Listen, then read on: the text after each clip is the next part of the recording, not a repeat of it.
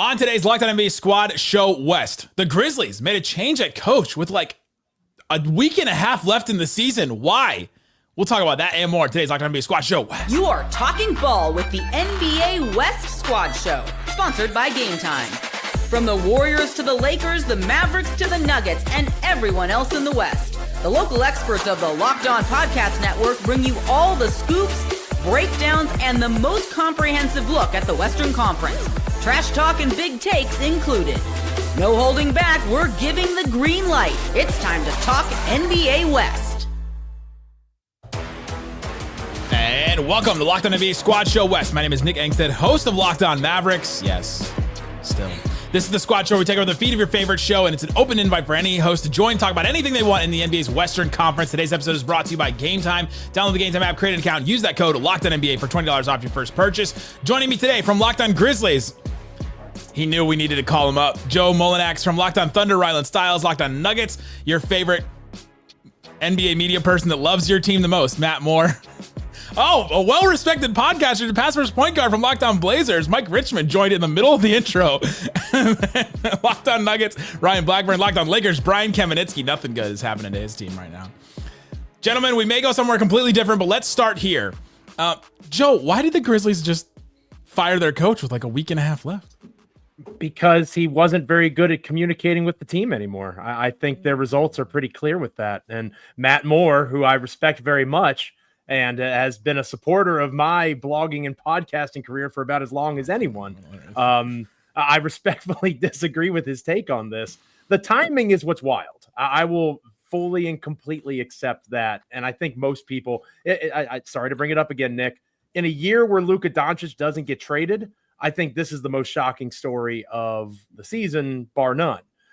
But it's something that and I know Matt is the exception to this, if you've been paying attention to the Grizzlies for a considerable amount of time, they have regressed. They have gone backwards. They are 11-20, now 11-21, but that's with the new head coach, against teams that are 500 or better. And we can say that doesn't matter, and I'm sure that'll be part of Matt's argument here in a moment. But the Grizzlies see themselves. They have said over and over again that a championship was the goal. That's been the message all season. You've heard Jaren Jackson Jr. say it. You've heard John Morant say it. You've heard Zach Kleiman say it. And you heard Taylor Jenkins say it before he was fired recently. This is what has been the stated goal. Now, should that be the stated goal? Maybe we can have that conversation sitting here. I'm guessing most of you in the room probably have not seen the Memphis Grizzlies as a legitimate title contender at any point over the span of this season. But what matters is the Memphis Grizzlies saw themselves as that. And given their current resume, how the defense has fallen off the last few months, you cannot look at this team and say they're a title contender. I would have waited because I think now you have Tomas Isolo, still lurking on the name pronunciation, Isolo. He is in a tough spot, in my opinion, because now he has 8 games, one of the toughest stretches left in the NBA, plus a first-round exit, which is almost certainly what's going to happen to the Grizzlies if they get out of the play-in at this point. You have so much that could go wrong for him that if this is supposed to be an on-the-job interview, I'm not exactly sure it's going to go well for him. So it's just a really bad situation in Memphis right now, to be truthful. Was anyone not surprised by the firing? I was not surprised by the firing. I was surprised by the timing. So you would be okay if your team had a below-average offense and defense over that long of a span when you're supposed to be in the top 2 or 3 seeds of the Western Conference? The Chicago Bulls since January 1st are 5-4 versus teams with a 60% win percentage, Joe. 5-4. Should Billy Donovan win Coach of the Year? Is that what matters? Are they a contender? To be fair, that's the Lakers. Are we sleeping on the Nuggets? Like, are we sleeping on the Bulls? I don't know. Like, if you beat the teams that let's imagine this. If they had this great record versus the teams over 500, Joe, but they kept losing to teams that were under 500, is the result different? I would say that their record would be better because it's illogical to assume that they would be 11-20 against teams below 500 if they're beating really good teams night in and night out. You're suggesting something that would not actually exist in reality. Like, my problem is that fans want them to, it's like, well, what about the teams versus under 500? Oh, well, no, they got to beat them. You got to beat the teams that you should. Okay, what about the teams that are at your level? That's how you separate yourself from the pack. Okay, what about the teams that are clearly better than you? Clearly better than you. Like elite. The 3 teams at the top that's where most of these losses come from. They're elite. Well, no, you should beat them because otherwise you're not a contender. So you got to beat the bad teams, the mid teams, and the great teams. So you got to be the Thunder. If you're not the Thunder, your coach gets fired. Is that what we're working on here? No, I would say that if you're, 11-20 and your defense, that was where you, even in a lost season last year, your defense was 13th in the NBA and you were playing GG Jackson a considerable amount of minutes. Now your defense since January 1st has dropped back to 19th. You are not in a position as a coach to be able to sit there and say that you still have complete and total buy-in from your organization when you are healthier than you were and you are worse than you were and that time last year defensively. It is not there. 11-20 against teams 500 and above. You're exactly right about those top three teams. Do I expect them to beat the Cavaliers, the Celtics, and the Thunder? No, I do not. But for a majority of this season, the Memphis Grizzlies were top 4, top 5 among all the power rankings that were out there. And they have slid considerably downhill. The schedule got tougher. Memphis got worse. And the coach is expected to do better than that. The Grizzlies were the number 2 seed in the Western Conference 2 of the last 3 seasons. You can agree with it or not, but it's not good enough anymore in the eyes of the Memphis organization or the fan base. It's not. Matt, if they had fired Taylor Jenkins on April 1st, like a normal team, or excuse me, on May 1st, like a normal team, would that have been okay? Would be amazing. Yeah. No, sorry. Like today. No, just kidding. On May 1st, like if they had fired him like a normal organization and said like, this is a lost cause, but we're going to wait till the offseason, would that have been a process that was made more sense to you? Felt a little more sound? Honestly, no. I'm on the other side of this. Here's the thing. The reason he got fired is because of a coaching staff the front office put together. Yeah. That was built on a fast-paced offense after they drafted Zach Edey and said that he's a difference maker. So they put a non-pick and roll system in place in a fast-paced system with the most plottingest plotter of all plotters. It would be like if you built a team with Anthony Davis and didn't give him a center to protect him from his delicate sensibilities. Oh, we're actually I watched a lot of Jonas Valanciunas basketball. I'd agree with the plottingest plotters that ever plotted. I was expecting a Mavs dig there, and it was not. JV is like a gazelle compared to Edey. No way. Holy moly. You are so irrational with your Zach Edey hatred. It is truly impressive. I think Matt went to nearly as bad. As a lumberer, Zach Edey's a lumberer as well. Yeah, goodness gracious. Heavy-legged Zach Edey. Yeah, I agree with Matt on that particular take. The writing was on the wall with Jenkins when the coaching staff was overhauled, and it was pretty clear that it wasn't guys that Jenkins would have chosen. It was very much Zach Kleiman being involved in that process. If Jenkins had been fired last summer, I don't think there would have been a ton of surprise, but they made the choice to keep him, and it worked in some ways. The offense did improve, but you saw less impact from Ja Morant. You saw less impact from Desmond Bane. You replaced Jenkins, and within one game, you have 80-plus points scored between your 3 big stars. Now, obviously, it wasn't good enough to beat the Lakers. The 3 stars of Los Angeles were better than the 3 stars of the Grizzlies, but that was going to go into my next point. That Zach Kleiman, the GM of the Grizzlies, I disagree with the timing of the fire because now there's no one else to blame. You can't blame the interim head coach for the failure that's about to happen because he is given a really tough situation. And you can't blame Taylor Jenkins anymore because he's no longer there. So the flaws of the roster, the flaws of starting a rookie in Jalen Wells, who 2 years ago was playing Division II basketball. Jalen's had a great season. But you're asking him to play in every single game, and you're putting him in a position to fail. You are depending on Vince Williams Jr., GG Jackson, guys that are coming back from injury. Scottie Pippen Jr. was in the G League for the Lakers a year ago. Wait. Now isn't that a roster key player issue for Memphis. That's the point I'm trying to make. There's no one else to blame. That's There's a no roster issue anymore. Zach Kleiman should be blaming himself for this thing. It is now firmly pointed at Zach Kleiman. And as that is the reality, there is so much that happened within the organization in terms of rotations that were being utilized, My co-host Michael Cole there at Locked On Grizzlies wrote a great piece about how they were blaming each other. Taylor was blaming Kleiman was blaming Jenkins.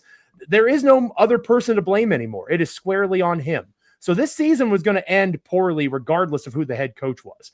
The follow-through on this is what's going to matter most, because there's no one else to blame anymore, right? There's no one else to blame. It is now squarely on Kleiman, and he better help that Isolo can get the job done, or he better hope that he can find somebody like a Sam Cassell or a Jeff Van Gundy or someone that wants to take a swing with this Grizzlies roster, because if they can't, and if he can't, he'll be the next head to roll. I want to hear from Mike Richmond about coaching, since we're judging a 44-30 coach. I want to get some thoughts on everybody on their coaches on this panel. Coming up, we'll talk about coaches. We'll also talk about Kevin Durant's injury. Does it matter? Do they care? Is it real? Ooh, we'll talk about that and more coming up. Locked On NBA Squad Show West.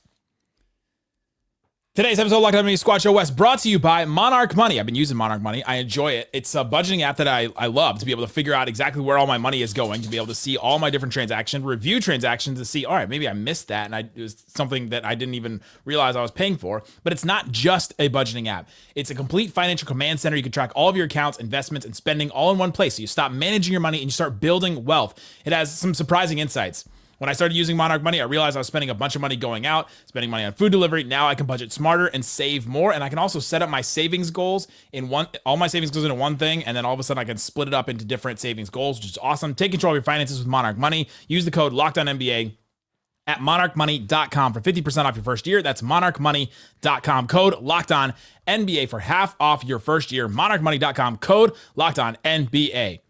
Also brought to you by Prize Picks. Prize Picks Daily Fantasy made easy. Go check out Prize Picks. See what is available for you. It changes like on the hour, like all the time. There's so many things you can do. All you have to do is pick more or less on at least 2 player projections. And if you're right, you can win up to 1,000 times your cash, whether it's strikeouts, RBIs, first inning runs, points, rebounds, assists. You can combine those. You can combine baseball players and basketball players. You can do stuff from March Madness. You can do all kinds of stuff. Build your lineup, and you can set it all up in less than 60 seconds when you win. Payout is quick, safe, secure. Take advantage of Taco Tuesday if you're LeBron or if you're somebody else that still celebrates and still recognizes Taco Tuesday. Prize Picks offers discounts and select player projections, even more value. Download the app today. Use the code LOCKEDONNBA to get $50 instantly after you play your first $5 lineup. That's code LOCKEDONNBA to get $50 instantly after you play your first $5 lineup. Prize Picks, run your game.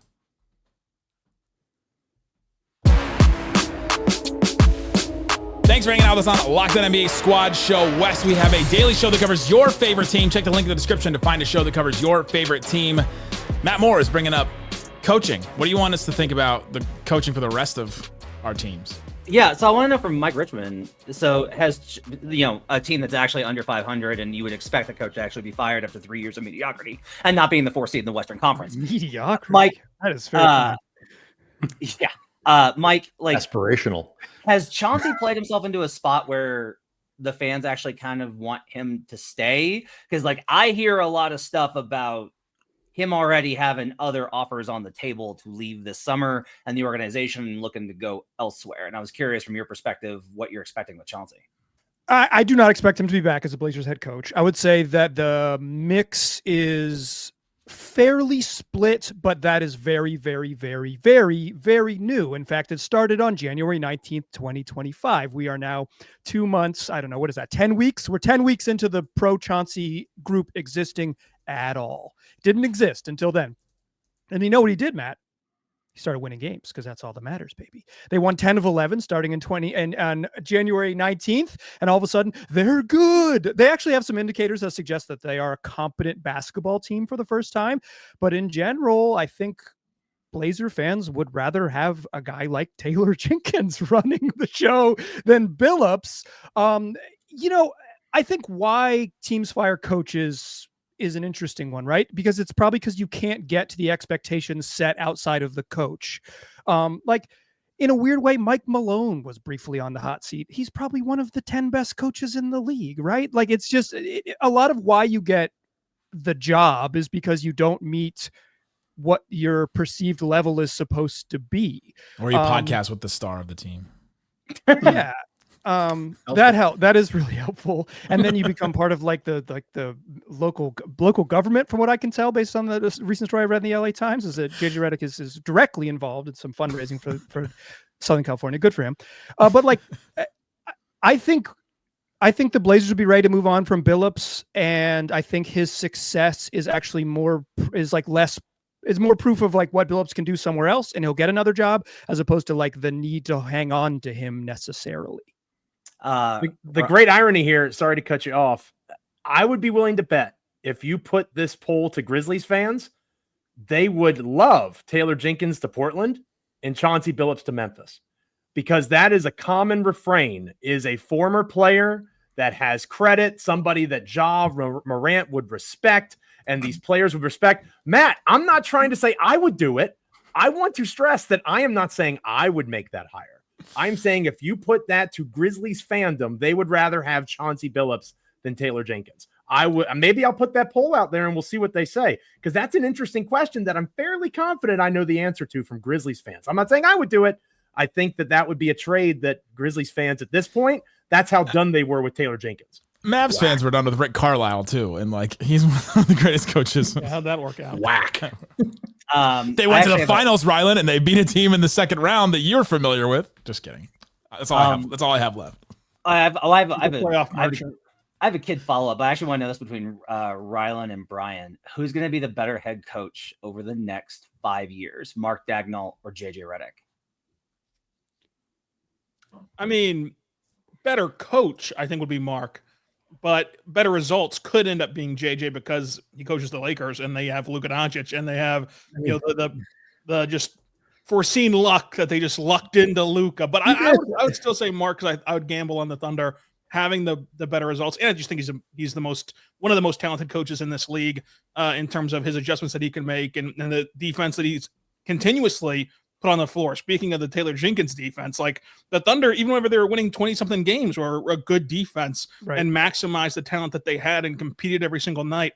And that level of buy-in that you're seeing from the Thunder that's led them to this record and the unselfish play that you've seen, that stems first from the coach. So I'd say that Mark will be the better coach of the two moving forward. I think that the Lakers would trade for Mark right now if they could. Counter, Mark Daigneault's never made Jackson Hayes into a viable NBA player. I mean, they did. Is that the threshold? That's the threshold.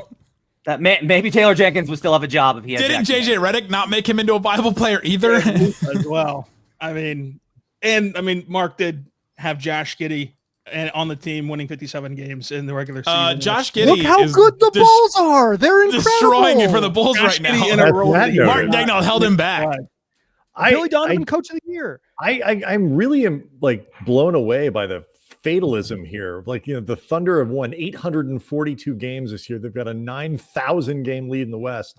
And you're already talking about how it's all going downhill and going to be terrible because the Lakers got Luka and it's over. You're going to wind up with Jaren Jackson Jr. They might. Yeah. But look, Mark's a better coach. Question about. I just registered for Joe. I think this is less on the 50 Cent meme right now. Like, what are you coming at me for? Like, where did that come from? Why is Jaren Jackson Jr. going to the Lakers all of a sudden? Because you fired Taylor Jenkins. Good job, Joe. Oh, good Lord. We do need what are you saying, Brian? I think that this is more of a question about front offices. I think they're both good coaches. It's really hard to tell. When you get two good coaches coaching good teams, it's hard. You are obviously bright and use their coaches well, or players well. I don't know the difference. I don't, if JJ's better than Daigneault or not. I don't know. But I do know that unless there are more buddies from his agent days that just want to give the Lakers, generational superstars, I certainly think that Sam Presti is a better general manager than Rob Pelinka. So who's the better coach? You can call it a wash.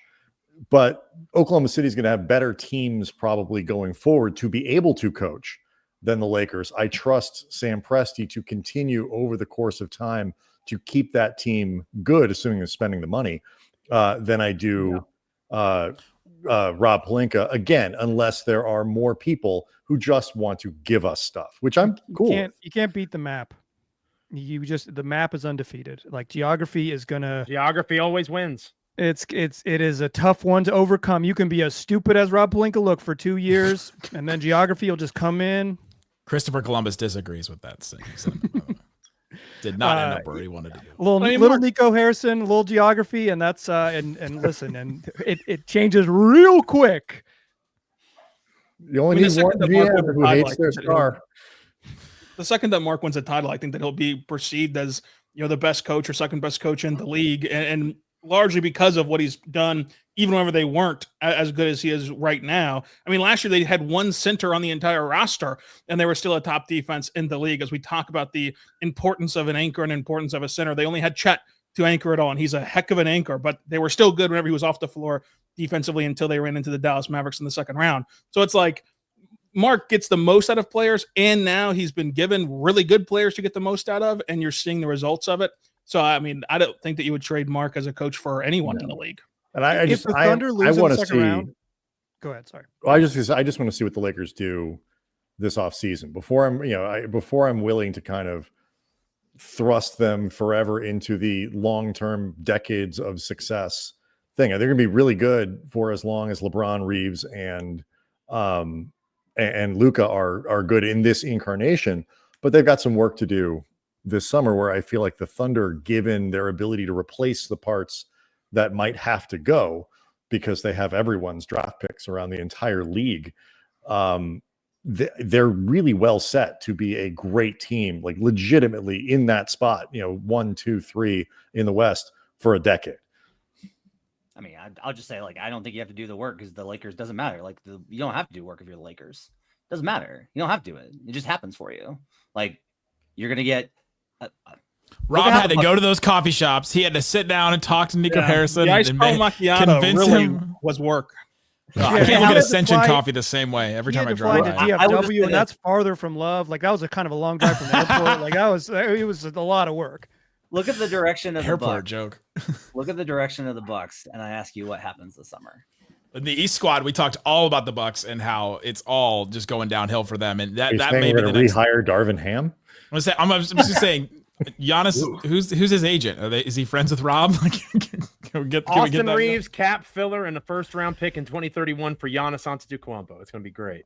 Coming up, let's get into the rest of the West. Let's just bounce around. The Suns with KD's injury. Let's talk about some other teams we haven't talked about. The Nuggets, maybe we'll get into some other things coming up. Locked On NBA Squad Show West. Today's episode of Locked On NBA Squad Show West brought to you by Game Time. The Game Time app has great stuff all the time. You can go and get the Game Time picks. They filter out all the fluff and all the other tickets, because whenever you're trying to find a ticket to an event, you have to sort through all these different tickets, secondary market, all that kind of stuff. They give you the best deals right up front. I used it recently to go to a Texas Rangers game. It was awesome. I got to see the views from my seat. There were no surprise fees. I saw exactly what I was going to pay at checkout because I had that all-in pricing checked on, and I knew exactly what I was going to pay, which was awesome. And I found out I was going to pay less than some of the other sites because they have a bunch of fees at the end of it, and I was very happy about that. Take the guesswork out of buying tickets with Game Time Picks. Download the Game Time app, create an account, use the code LOCKEDONNBA. That's LOCKEDON NBA for $20 off. Terms apply. Again, create an account, redeem the code LOCKEDONNBA for $20 off your first purchase. Download Game Time today. What time is it? It's game time. Thanks for hanging out on Locked On NBA Squad Show West. We've got a show for every single one of your favorite teams. We've also got the Locked On NBA Game Night. We've got Locked On NBA Daily. If you need more of Matt Moore, that's maybe how I should pitch that. If you need more Matt Moore with Doug Branson and Hayes picking him up, then you can go check out Locked On NBA Daily. Show. It's a really good show. Hard sell. Please clap. A lot of nihilists on the Locked On Network. The last 2 months have turned me into that, Brian. I don't know why, but it's for some reason. Yeah. Things don't seem to matter as much anymore to me. I'm sorry. I feel bad because all these people keep showing up on our YouTube page who seem to know you. But I would just want to say something really a Baltic quick. Country potentially. Right. Again, I feel like I should thank Nico, but beyond that, I do want to say, Rob Pelinka's done a good job this year. I mean, at least since the beginning of the season, they didn't fill in the center spot, but the Finney-Smith trade was good. The Williams trade made a lot of sense. Obviously, they got Luka. My point is that Sam Presti is just better. He's better than everybody. So that's all. So Lakers fans can, Not to sound like I'm completely trying to change the subject. I kind of am. That's all. We can go back to anything now. Kevin Durant got hurt the other day. He's going to be out for a week now, according to Shams Charania. He's going to be back with 3 games left, and that 3 games will take him to 65 games. It was brought up in the East squad that they don't believe that this injury is real. They think the Suns are just calling it quits. Anybody else? I mean, we did see it visually that he rolled the ankle like pretty hard. It looked bad. That was something that was. I don't want to call it a fake injury. It looked like a real injury. It is kind of funny that he gets to come back and play to 65, but he has to make sure to play at least 20 minutes, I think, in each of those games. So that's gonna be interesting. Ryan, you think he's coming back? Not coming back. If they can't get back, if they don't have a shot to get in the play-in, and I've never seen a basketball team that looks more dedicated to the idea of not playing an 83rd game than the Phoenix Suns. I'm not saying he's not hurt. I'm just saying he's not coming back. And I think especially since he's already kind of resigned himself to the fact that he's going to get traded, right? Like that has already been like, we'll see if this actually happens. And, why would he put himself out there for this team when he's going to be playing, hopefully in Memphis, but almost certainly not in Memphis, when he's going to be playing somewhere else, probably for the Lakers in a few months, right? He's going to one of those things. Well, I was going to ask, does anybody on this panel not want their team to trade for Kevin Durant? I'm there. Me. Okay. All right. I think it'd be such a great story, Rylan. It'd be a fantastic story. It'd be good for business, but basketball-wise, I don't think that they'd make them better. Okay. I could be interested in Kevin Durant. That sounds pretty good. Nick, are you really in a position to be choosy here? I shouldn't be, but I'm there because you have to gut so much. And for a team that's now built around Kyrie, who's going to be injured for a lot of next year, and Anthony Davis, who I don't know if you guys know this, Brian, are you aware that he misses games and so does Kyrie? Like they all miss a bunch of games. Now you're gutting your depth to bring in Kevin Durant. Maybe Kevin Durant is enough to cover that. And yeah, it'd be great to have Kevin Durant to cover for Kyrie while he's going to be out for some of next year with the ACL injury, but you just gut your whole team. And I just think the Mavs' depth is their biggest strength right now. Kevin Durant and the Michael Porter Jr. role would be pretty good. I would agree with Ryan. That would be that'd be a nice little upgrade for the old Nuggets. It'd be nice to have a guy that can both dribble and pass and shoot. Like that's Denver needs more of those guys, I think. Also somebody who's a great rim protector like he is. Plus, you'd have the experience of Kevin Durant finding out who I am in real life and then just absolutely eviscerating me over and over. It's going to be great between you and Cam. Yeah, gonna be. Actually, we need that for the network. Kevin Durant go to Denver just for the sake of the network. Good for business is actually the Nuggets. Wait, you're bald? Welcome to Locked On NBA Daily, where today Kevin Durant said this to Matt Moore. He played the clip. It's just going to be every day. He once told me when I asked him about pregame routine, it's a basketball thing you wouldn't understand. So, yeah, even as a Grizzlies podcaster, I'm going to move for Kevin Durant to be traded to the Denver Nuggets. I think that sounds fantastic. We already have Russell Westbrook here, so what's more to like? Talk about reunions. Wow, that'd be fun. That would be really nice. What's Harden doing? He does seem to suck the joy out of every place he's at, though. I will say. I'm already there. The zag. Well, he might as well come to Memphis then, because we have no more joy. It's all gone. We did in Memphis the post-game interviews. Everybody was hugging and jumping around. That was 2 or 3 years ago with the Grizzlies. Enjoy these times, Rylan. Enjoy them because they can go away very quickly.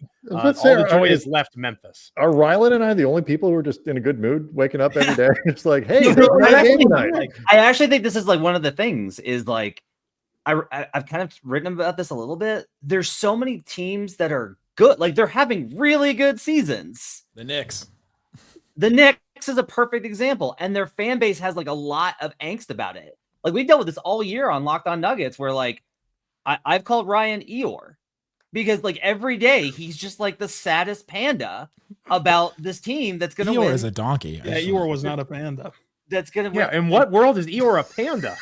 If we're gonna make analogies, Nick is Woody and Brian is Buzz because Luka fans just like threw Woody away, went over to Buzz with Brian and Andy. Yeah, but they're all winning 50 games. Like they're gonna be a 4 seed in the West, and like everyone has this level of angst. If you're not Cavs, Celtics, Thunder, and then Lakers with the Luka thing.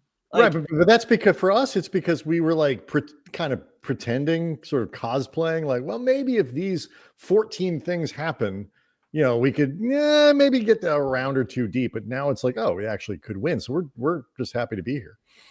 Who's the worst team in the NBA that could win the title? Cool. The Lakers. Is it the Nuggets? Well, Bulls, Lakers, and the I think you got to The go lower Bulls. than the Nuggets. Bulls, Lakers. Pacers. Ryan and I are in agreement. They can't win the title. They can win 3 rounds. They can't win 4. I think I it's think, the I think Lakers. it's the Lakers I personally. think they can. Like, I don't think the Lakers are bad. Is the problem? Is like they really are actually really good. Luka- Like, all of their- I watched the Lakers get eviscerated by Zach Edey on Saturday night. Your boy, Matt Moore. They have no one that could have defended Zach Edey in that contest. The Lakers against the Thunder they match up pretty nicely with. I think that the Lakers could knock off the Thunder after watching them play. Jackson Hayes doesn't have to play. They can figure it out around that guy. Rylan, does Luka have any experience knocking off the Thunder? Well, PJ Washington does. Luka sort That's of. right. They don't have PJ. God of Thunder. Yeah, they got Lou Dort to put on Luka. So I mean, maybe if Rob Pelinka can just convince Nico Harrison over a cup of Joe to give him PJ Washington too, maybe that would help. But you know, they I'm going to write that down. Isn't LeBron playing the PJ role? Like, isn't that? never. Yeah, I was seen about to that. say, I'm pretty sure they have somebody that's a lot better than PJ Washington. Yeah, being but the LeBron would Thunder have a watch. better series than Kyrie not did. in the city of Oklahoma City. There is PJ no one better than PJ. There's only Washington. 123 in the city of Oklahoma City, but the Thunder match up well with the Lakers and should be favored against the Lakers. I mean, the Lakers would be favored, I bet, because of the Vegas odd market wanting to It'd be protect closer than themselves. you think. Yeah, because the Vegas is always going to want to protect themselves with the Lakers bets or whatever. But basketball wise, like the Thunder are the better team. They have to go out there and execute it, though. Then they have to get that experience of actually doing it. But no one has experience doing it until they do it. You always remember your first time. Before your first time, you never had any experience. And then after that, baby, you were rocking and rolling all night. So, I mean, you look at it that way. The Thunder should be able to beat the Lakers. I mean, you Still talk talking about about Zach basketball. Edey We also- dominating. We did talk about What- Giannis's butt in the East squad show, so I'm need saying to we're know. 2 for 2 now. I mean, if Zach Edey dominates the Lakers front court, like Chet and Hartenstein need to step up and need to be able to do that as well. And then, the Thunder did shut down Kyrie and Luka last year in the playoffs. It was PJ Washington that killed them. Their defense should be able to slow down Luka and Kyrie. And Shea was the best player on the court last series against Luka. So, I mean, it all worked out in that regard. What could go wrong? What could go wrong? Everything could go wrong. The Thunder could. Luka averaged last season. Luka averaged 25 points, 10 boards, 9 assists in the series against the Thunder. That's Yeah, but he wasn't. He's that's right. shutting him down. That's Yeah. 9 points It below. is. us. It If is. he- Yeah. If he's dribbling the They air out of won the ball every series. single second of every single game, then yeah, he's gonna put up numbers. They beat a team that they were not favored against. With defense. Do and I still PJ have to do this? Washington. Do I still have to defend Luka? I guess I do. Yes, 'cause- I don't know why you're doing it, but you are. What are we doing? What if that's right? What a fluke run the Mavs went on last year. Absolutely wild. And Nico's I'm the gonna one give that you a brought big up the check, Nick. Lakers. Luka I'll got destroyed. The defend it. Mavs still won that because PJ Washington was better than him. Nico Ingstead. I did have Tim McMahon on my show this week and got called. I got called a lot of names. Is this the part? Oh, we had him we split it up into 3 shows. I did too. Yeah. Really tortured. Is this the part where we back up a little bit and just dig deeper into Ryland's second time? Like, is that what the whole point of that story no, was? better than the Or first just- part. A lot better than Keep the it first. moving. I wasn't going to move Seemed on. like you were trying I was to ready to move shamefully on. pivot away from basketball a little bit, and that's okay. We're done. That's the Locked On NBA Squad Show West. I don't know how we ended up where we were, but that's what I we am going to absolutely flambe Matt on the next Locked On Nuggets. Like, Thanks so much for hanging out with us on Locked On NBA Squad Show West. So many great shows all over the place. Some of them even hosted by these guys that you heard today. Thanks so much for listening to Locked On NBA Squad Show West. I need to go to confessional.